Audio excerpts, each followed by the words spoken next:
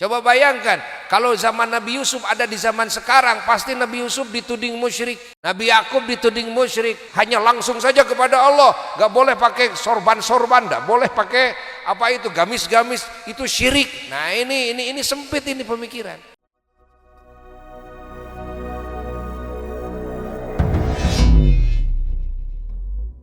Jadi dunia yang Allah berikan kepada orang-orang yang beriman dan yang bertakwa kepada Allah, dunianya itu semua menjadi mulia. Loh, tadi kan dunia ini semuanya dihinakan oleh Allah. Benar, dihinakan oleh Allah kan pada awalnya. Namun ketika Allah berikan dunia ini kepada hamba-hamba yang beriman, hamba-hamba yang takwa, lalu dunia ini digunakan dipakai ibadah kepadanya, maka dunia ini seketika berubah menjadi berharga, bernilai. Allah, tenaganya bernilai, jasadnya berharga, Masya Allah, keringatnya berharga, semuanya dari ujung rambut sampai ujung kaki berharga, penuh barokah. Pakaiannya jadi berharga, penuh barokah. Rumahnya berharga, penuh barokah. Tanahnya, kendaraannya berharga, penuh barokah. Jabatannya berharga, penuh barokah. Allah, makanan minumannya semua berharga, penuh barokah. Umurnya berharga, penuh barokah. Segala nikmat yang Allah berikan kepada hamba-hamba Allah yang beriman, yang bertakwa, semua menjadi berharga, jadi penuh barakah. Pahami ya, pahami. Maka ahlul iman, ahlul takwa sah diambil keberkahannya segalanya. Segalanya bagaimana? Segalanya diambil keberkahannya, sah. Allah, kenapa? Karena segalanya barakah. Jasadnya barokah, ya jasadnya barokah. Nafasnya barokah, ya nafasnya barokah. Kalau hanya ditiup saja air, ya Masya Allah, yang nafasnya ini nafas orang yang beriman, yang bertakwa, yang penuh dengan zikrullah jalla jalalu wahdah. Kita niat mengambil keberkahan dari nafasnya orang yang seperti itu, maka keberkahannya akan nempel di air. Apa yang kita maksud? Maksud saya ingin sehat, bisa sehat. Maksud saya ingin hasil maksud saya apa? Saya ingin kebayar utang, bisa kebayar tuh utang. Maksud saya ingin naik jabatan, bisa naik jabatan kita. Cuma barokah nafasnya orang yang beriman, yang bertakwa kepada Allah. Nafasnya jadi barokah? Iya. Air liurnya barokah, iya. Maka Rasulullah Sallallahu Alaihi Wasallam mendoakan, kan? Beliau mendoain air, mendoain sahabat. Ada yang memakai air liur. Ini kan ada contoh dari Nabi ya. Allah, ada yang ditiup, ada yang bekas air wudhu beliau. Ini kan dalam hadis. Kalau ada orang yang mengatakan bahwa itu adalah bid'ah, tidak ada contoh dari Rasul, dia enggak ngerti agama, enggak ngerti hadis dia. Kan? Lalu kita dengar dalam Quran bahwa Nabi Yusuf alaihissalatu wassalam, beliau membuka gamisnya. Gamisnya dibuka, dikasihin sama saudaranya agar dikibaskan ke wajahnya ayahnya, yang ayahnya saat itu buta, Nabi Yakub alaihissalatu wassalam. Kata Nabi Yusuf, kibaskan ke wajah abahku, pasti bisa melihat. Ya, Masya Allah. Dari Mesir, Nabi Yusuf kemana? Ke Palestina. Nabi Yakub di Palestina, Nabi Yusuf di Mesir. Buka gamisnya, ini kasihin sama abahku, lalu kibaskan ke wajahnya. Ini kan kisahnya Allah yang mengkisahkan dalam Quran. Ya. Apakah di Palestina tidak ada gamis? Ada. Apakah abahnya tidak punya gamis? Punya. Apakah yang di sana enggak pakai gamis? Pada pakai gamis. Kenapa harus dari Mesir? Kenapa harus gamisnya Nabi Yusuf? Allah, dan Nabi Yusuf menjamin, kan? Nabi Yusuf menjamin, Masya Allah. Ayo kibaskan ke wajah abahku. Nanti abahku ya'ti basirah. Ya, nanti bisa melihat langsung. Iya, begitu bawa ini gamis sampai ke Palestina, ketemu sama abahnya, lalu dikibaskan ke wajah abahnya, wajah Nabi Yakub alaihissalam. Itu dikibaskan, langsung melihat seketika. Allah, fartadda basira. Allah langsung melihat. Hah? Dengan apa? Dengan gamis. Gamis siapa? Gamis Nabi Yusuf. Kenapa tidak langsung saja kepada Allah? Kan? Langsung saja kepada Allah. Kenapa? Pakai gamis-gamis segala macam. Begitulah cara Allah kayaknya. Kan? Cara yang Allah ajarkan kepada hamba-hambanya. Ternyata ajaran Islam ini ajaran yang kaya. Artinya jalan ijabah itu banyak ternyata. Langsung kepada Allah, ya ada contohnya. Diucapkan berdoanya dengan lisan, ada contohnya. Ngangkat tangan, ada contohnya. Tangan tidak ngangkat, nunduk, ada contohnya. Hanya dalam hati saja, ada contohnya. Ditiup, ada contohnya. Pakai air liur juga ada contohnya. Diusap dengan tangan ada contohnya. Dengan pakaian, dengan gamis ada contohnya. Ingat, ini menunjukkan kepada kayaknya cara ijabah yang Allah ajarkan kepada hamba-hambanya. Bukan malah jadi persempit, seolah Islam itu sempit. Hanya langsung saja kepada Allah. Gak boleh pakai sorban-sorban, gak boleh pakai apa itu gamis-gamis, itu syirik. Nah ini sempit ini pemikiran. Ini orang yang sempit pemikirannya. Padahal itu cara yang Allah ajarkan. Begitu banyak jalan ijabah. Kan? Seperti tawassul juga adalah cara jalan ijabah. Tanpa tawassul langsung kepada Allah, ada contohnya. Memang para rasul, para wali banyak yang seperti itu diijabah ya. Ada yang dengan tawassul diijabahnya ya. Allah. Ini justru ini kekayaan. Kekayaan dalam ajaran Islam, bukan malah disebut syirik. Tawasul itu syirik. Ini faham yang salah. Ingat, yang mengatasnamakan Quran hadis, mengatasnamakan ajaran Islam, mengatasnamakan ajaran akidah tauhid, tapi dia bodoh kepada Islam itu sendiri. Dia bodoh kepada hakikat syirik, hakikat tauhid, dan dia menjadi suudzon, buruk sangka kepada orang-orang yang beriman, yang soleh, yang menjalankan seperti itu. Dianggapnya ini musyrik, tawasul musyrik, gitu kan? Allah. Coba bayangkan kalau zaman Nabi Yusuf ada di zaman sekarang, pasti Nabi Yusuf dituding musyrik. Nabi Yakub dituding musyrik. Putra-putra Nabi Yakub dituding musyrik. Bayangkan, sengaja bawa gamis dari Mesir kemana? Ke Palestina. Hanya untuk apa? Supaya mata yang buta jadi melihat. Dengan apa? Dengan gamis. Musyrik loh. Bisa musyrik ini. Allah. Kenapa tidak langsung saja kepada Allah? Kan? Bisa-bisa Nabi Yusuf dituduh musyrik ini. Ada nabi yang musyrik itu. Siapa Nabi Yusuf alaihissalatu wassalam? Dan mengajarkan musyrik Nabi Yusuf itu. Kan? Mengajarkan musyrik. Agar abahnya melihat dari kebutaannya hanya dengan apa? Gamis. Pahami.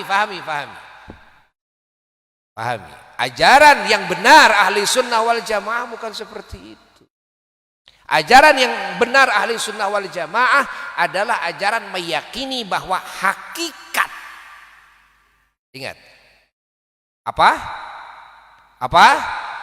Meyakini apa? Hakikat Ingat, hakikat yang berbuat Allah, hakikat yang menghendaki Allah, hakikat yang berkuasa Allah, hakikat yang memberikan manfaat Allah, hakikat yang memberikan madarat Allah, hakikat yang menyembuhkan Allah, hakikat yang memberi sakit, hakikat yang menghidupkan, hakikat yang mematikan. Apa? Hakikat. Namun Allah Subhanahu wa ta'ala pun juga mengajarkan kita menggarap faktor penyebab. Mengajarkan kepada kita dalam hidup ini menggarap faktor penyebab. Dan dalam kehidupan makhluk adalah kehidupan yang di dalamnya ada hubungan sebab akibat. Yang mana semua makhluk tidak akan mungkin lepas dari hubungan sebab akibat. Gak mungkin lah, kan? Gak mungkin. Coba, ya, siapa yang menghidupkan? Siapa memberi kekuatan? Allah. Apa yang menjadi sebab kehidupan manusia hidup di dunia ini dan kekuatan manusia? Apa? Apa yang menjadi sebab? Makanan dan minuman. Apa yang menjadi sebab? Makanan yang minuman. Oh, yang menjadi sebab kehidupan makanan minuman. Ya. Yang menjadi sebab kekuatan ya makanan dan minuman. Tapi ingat bahwa itu hakikat apa sebab? Hakikatnya siapa yang memberikan kekuatan? Siapa yang memberikan kehidupan? Itu kan? Paham tidak? Bisakah kita lepas dari faktor penyebab? Jawab, bisakah kita lepas dari faktor penyebab? Tidak bisa. Artinya dalam kehidupan ini semua bertawasul. Ingat, semua makhluk ini pasti bertawasul dalam kehidupannya, nggak akan bisa lepas dari tawasul. Apa tawasul? Tawasul itu bermaksud kepada sesuatu dengan wasilah. Kan? Ingat, tawasul itu apa? Bermaksud kepada sesuatu dengan wasilah. Kita ingin sehat, kan? Maka keinginan kita kan sehat. Nah, kita bertawasul dengan apa? Dengan berobat ke dokter, dengan minum obat, kan? Dengan menggarap faktor-faktor penyebab kesehatan, olahraga dan sebagainya. Paham tidak? Paham tidak? Ingin punya ilmu agama harus bertawasul. Dengan apa? Bertawasul dengan melangkahkan kaki ke ulama, dengan menyimak ajaran dari ulama, menyerap ajaran dari ulama, bertemu dengan ulama, hadir di majelisnya ulama, baru dapat ilmu. Padahal ilmu semua dari siapa? Dari Allah. Ingin punya duit, kan? Ya, melangkah, usaha, bisnis, dagang, atau kita bekerja, kan? Di perusahaan yang lain, kan? Menjual jasa dan sebagainya. Padahal rezeki dari siapa? Dari Allah semuanya. Pahami oleh kita. Pahami oleh kita. Oh, lihat. Ini lihat, ini mau ngambil apa? Tisu. Tujuannya apa? Mau ngambil? Tujuannya ingin tisu itu dipindahkan ke sini, tapi dengan tangan. Namanya ini tawasul. Tawasul ini. Tawasul itu apa sih? Bermaksud kepada sesuatu dengan cara memakai Apa wasilahnya? Ini wasilahnya tangan, ngambil ke sini nih wasilahnya, tuh kan? Nah, ini tawasul. Tidak mungkin kehidupan makhluk tanpa tawasul. Semuanya tawasul. Ya, tawasul itu adalah hubungan sebab akibat. Ya. Bahwa manfaat terjadi dengan wasilah ini. Madharat terjadi dengan wasilah ini, kan? Hidup terjadi dengan wasilah ini, kematian terjadi dengan wasilah ini, sehat terjadi dengan wasilah ini, sakit terjadi dengan wasilah ini. Enggak mungkin tidak bertawasul.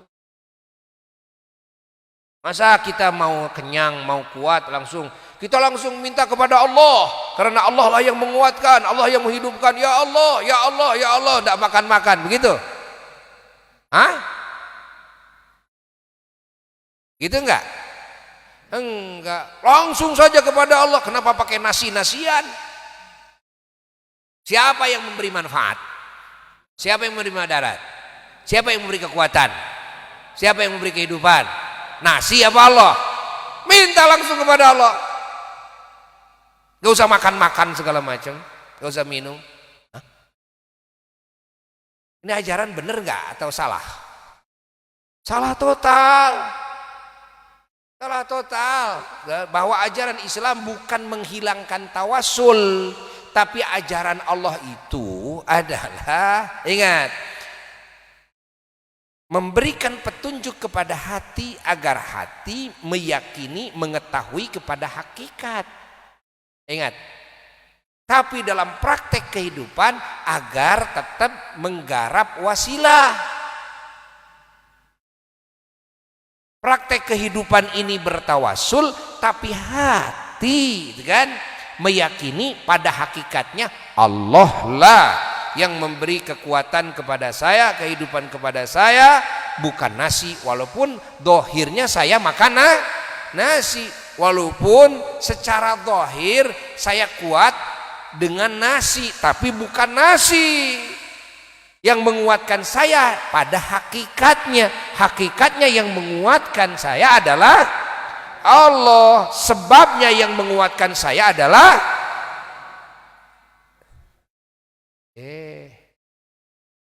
sebabnya yang menguatkan saya adalah nasi. Hakikatnya yang menguatkan saya adalah, sebabnya yang menyehatkan saya adalah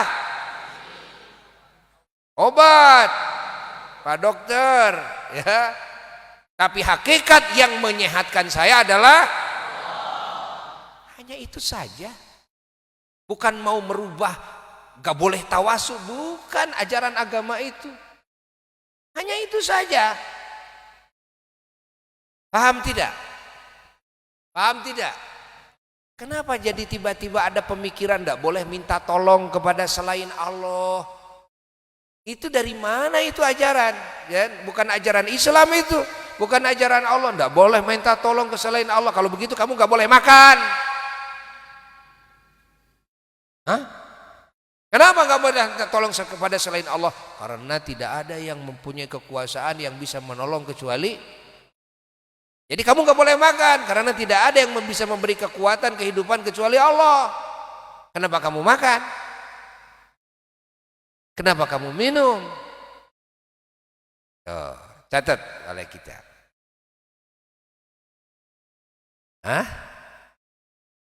Oh kan, saya mah makan dan minum ini mah hanya faktor penyebab. Oh, jadi kamu meyakini bahwa yang menyehatkan, yang menguatkan siapa? Allah. Lalu yang menjadi sebabnya apa? Nasi. Jadi kamu makan nasi itu hanya tawasul, menjadikan makan kamu, makan nasi itu dijadikan sebagai apa? Hakikat apa wasilah? Oh, dijadikan wasilah. Kenapa tidak begitu kamu juga minta tolong sama yang lain? Ya? Tapi kamu menjadikan yang lain itu sebagai wasilah. Hah? Kenapa kamu suudzon, buruk sangka kepada orang-orang yang minta tolong kepada selain Allah? Dengan dalil bahwa tidak ada yang menolong kecuali Allah. Ya sama dalilnya, tidak ada yang ngasih sehat kecuali Allah, bukan obat. Tidak ada yang ngasih kuat kecuali Allah, bukan nasi, bukan minuman. You understand? Are you the best crazy?